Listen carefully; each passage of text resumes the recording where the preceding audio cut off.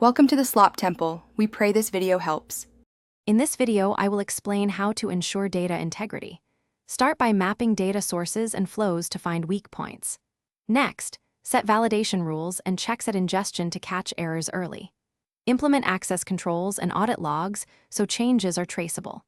Regularly run reconciliation and checksum processes to detect corruption.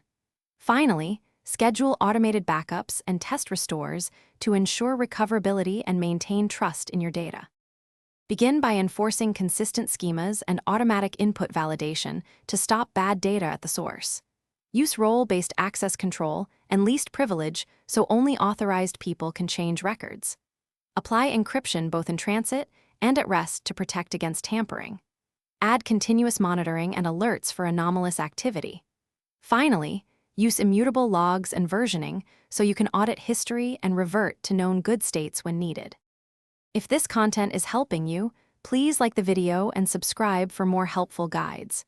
Quick recommendation: these leak-proof meal prep containers make transporting backups of your lunch as reliable as your data, and they stop spills in their tracks. I find them great for busy days between deep integrity checks. Check the description for the product link and other deals. Now let's get back to the video.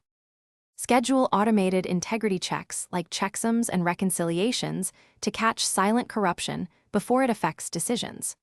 Pair those with alerting so teams can investigate anomalies rapidly. Maintain immutable audit logs and version records to trace when and how changes happened. Keep frequent, automated backups and test restores under realistic conditions to ensure you can recover. Practice incident drills so the whole team is ready if integrity is compromised. Thanks for watching. Consider subscribing if we helped you.